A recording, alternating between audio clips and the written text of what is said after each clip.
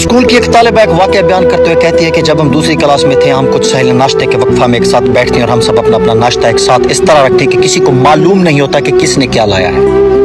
एक गरीब और नादार बच्ची थी जो नाश्ता में कुछ भी नहीं लाती थी। मैंने उसे अपने साथ नाश्ते में बैठने के लिए आमादा कर लिया, क्योंकि हम लोगों में किसी को नहीं मालूम होता था कि किसका कौन सा नाश्ता है।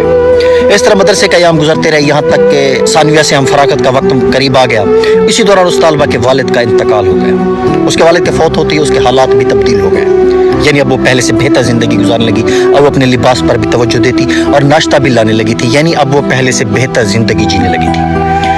ये सब देखकर मैंने समझा कि शायद बाप की मिरास से उसे कुछ मालो ज़र हासिल हुआ होगा। एक मरतबा मैं उसके साथ बैठी और उससे दरियाफ्त करने लगी कि क्या बात है, इस तब्दीली का आखिर राज क्या है।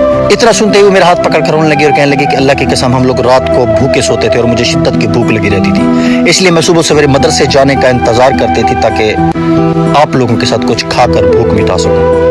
और मेरी माँ रात की रोटी छुपा कर रख देती ताकि उसे सुबह मेरे छोटे भाइयों का नाश्ता हो सके। इसलिए मैं सुबह सवेरे जानबूझकर मदरसे निकल जाती थी ताकि मेरे भाई मेरे हिस्से का भी नाश्ता कर लें। और अब जबकि मेरे वालिद फौत हो चुके हैं, अब गर्दोपेश के हमारे अजीज़ व अकारिब, जानने वाले और दोस्त अहबाब सब हमारा बड़ा ख्याल रखने लगे हैं, क्योंकि अब हम यतीम हो चुके हैं। उसने कहा, हमारे अब्बू जान जब फौत हुए तब लोगों को मालूम हुआ कि हम वाकई मोहताज और ज़रूरतमंद हैं। क्या ज़रूरी है कि गरीब इंसान जब मर जाए तभी मालदारों को उसके यतीम बच्चों की गुर्बत का एहसास हो? लोगों को क्या हो गया है आज?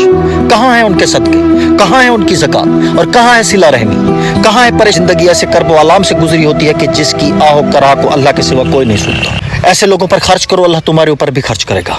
सदका के जरिए अपना हाथ ढीला रखो, अल्लाह ताला तुम्हारे ऊपर से मसाइब व आफात को दूर कर देगा।